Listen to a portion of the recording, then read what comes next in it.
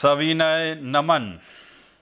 कर्नाटक गदग स्थित मातुश्री जेठीबाई खिमजी वीरा, श्रीमती सरोजबेन महेंद्रभाई वीरा, श्रीमती कल्पनाबेन हितेंद्रभाई वीरा, श्रीमती एकताबेन राहुल वीरा, सुपुत्र अर्पित वीरा, वंश वीरा, कच्छ देवपुर।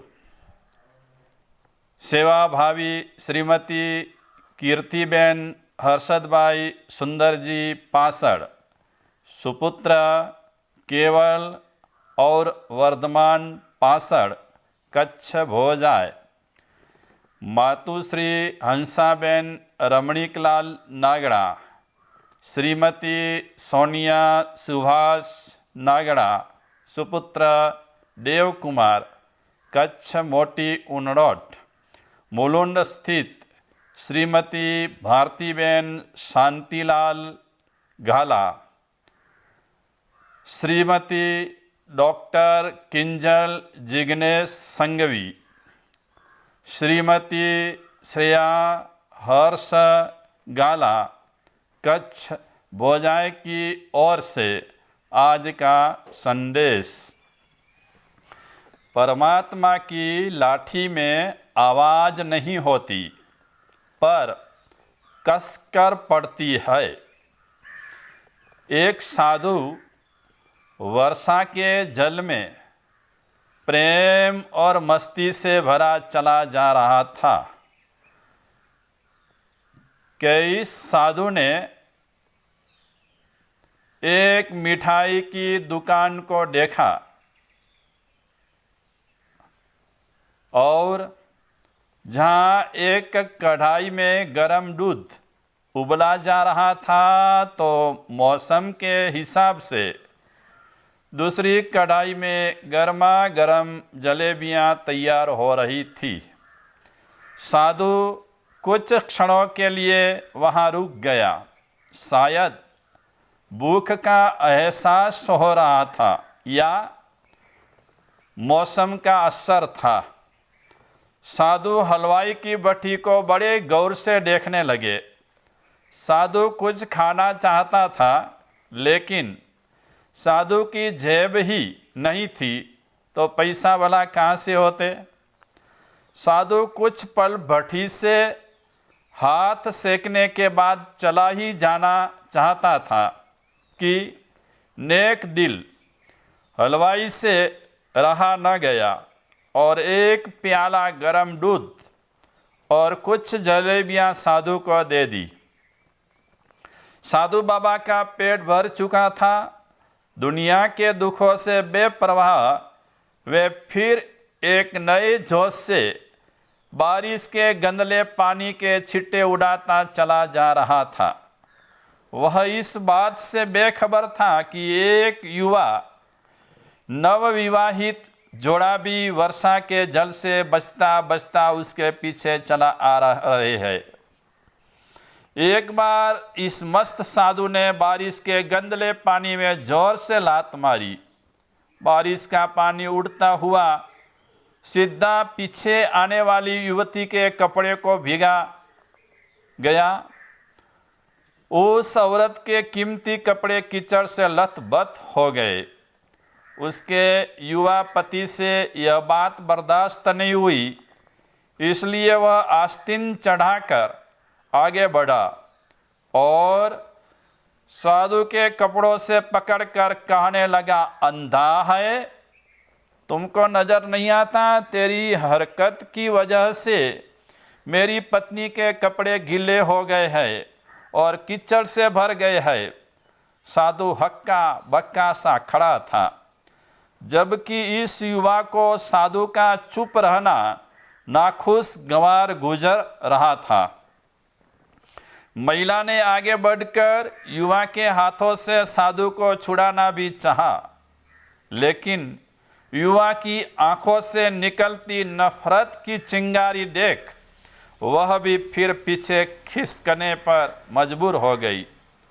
राह चलते राहगीर भी उदासीनता से यह सब दृश्य देख रहे थे, लेकिन युवा के गुस्से को देखकर किसी में भी इतनी हिम्मत नहीं हुई कि उसे रोक पाते।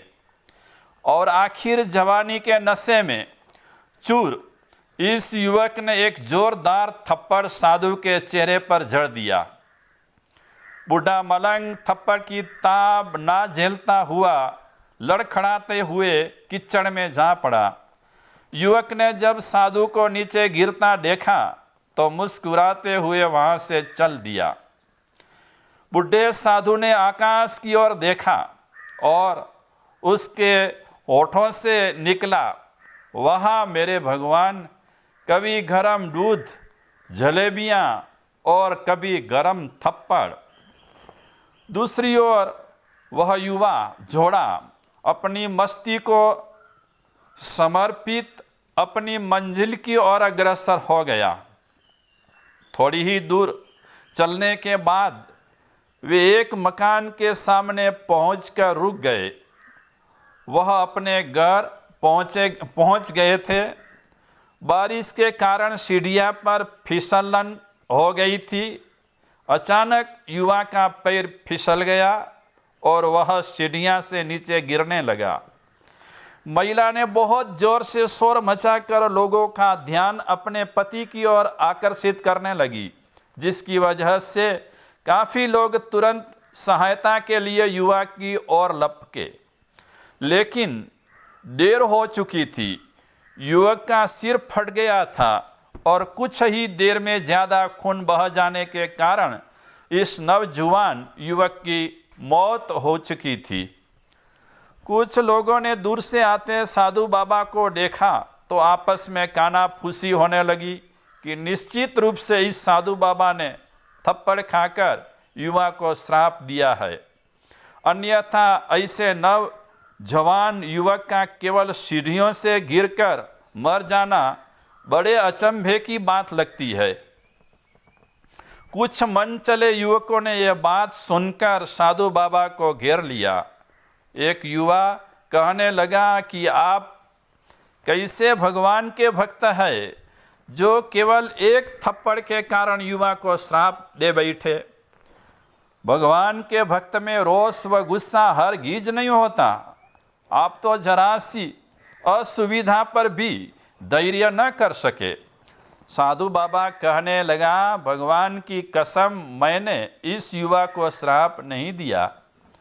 अगर आपने श्राप नहीं दिया तो ऐसा नवजुवान युवा सीढ़ियाँ से गिरकर कैसे मर गया? तब साधु बाबा ने दर्शकों से एक अनोखा सवाल किया कि आप में से कोई इस सब घटना का चश्मदीद गवाह मौजूद है? एक युवक ने आगे बढ़कर कहा, हाँ, मैं इस सब घटना का चश्मदीद गवाह हूँ। साधु ने अगला सवाल किया, मेरे कदमों से जो कीचड़ उछला था, क्या उसने युवा के कपड़े को दागी किया था? युवा बोला, नहीं, लेकिन महिला के कपड़े जरूर खराब हुए थे। मलंग ने युवक की बाहों को थामते हुए पूछा। फिर युवक ने, मुझे क्यों मारा?